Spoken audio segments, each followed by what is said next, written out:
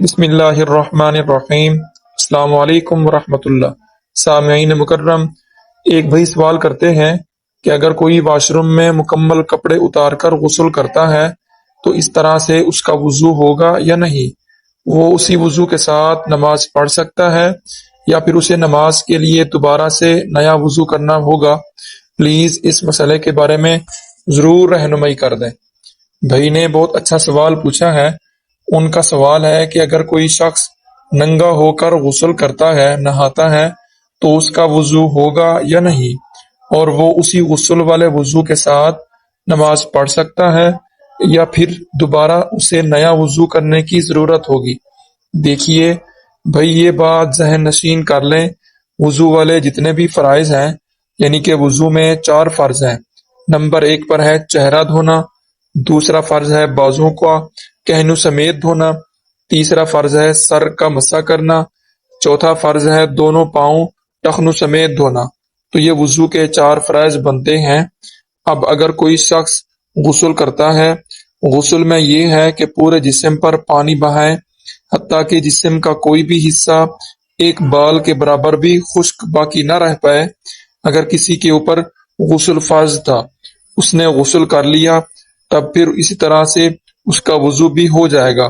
لیکن اگر کسی کے اوپر غسل تو فرض نہیں تھا، ویسے ہی صفائی کی نیت سے پانی بہا رہا تھا، اب بھی اگر اس کے وضو کے والے اعضاء جو ہیں وہ دھل گئے ہیں، یعنی کہ وضو کے 4 فرض ابھی بتائے ہیں وہ پورے طریقے سے ادا ہو گئے ہیں، تب بھی اسی طرح سے اس کا وضو ہو جائے گا، اور پھر وہ اسے غسل والے وضو کے ساتھ نماز ادا کر سکتا ہے۔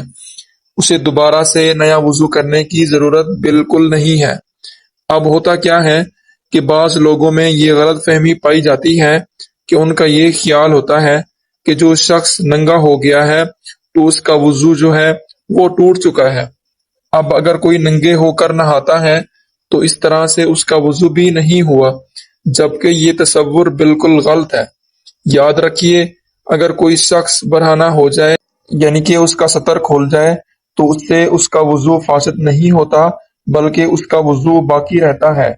ہاں، یہ ضرور ہے کہ اپنے سطر کا دوسروں کے سامنے چھپانا یہ فرض ہے، لیکن اگر سطر ننگا ہو جائے تو اس سے وضو فاسد نہیں ہوتا، وضو نہیں ٹوٹتا، بلکہ وضو قائم رہتا ہے۔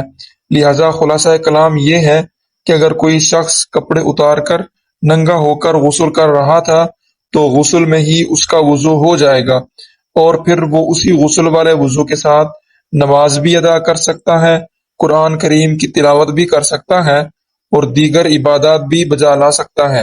اسے دوبارہ سے غسل کے بعد نیا وضو کرنے کی ضرورت نہیں ہے، بلکہ اسی وضو کے ساتھ ہی اپنی عبادات بجا لا سکتا ہے۔ امید ہے بات سمجھ آ گئی ہوگی۔ اللہ کریم عمل کرنے کی توفیق عطا فرمائے، آمین۔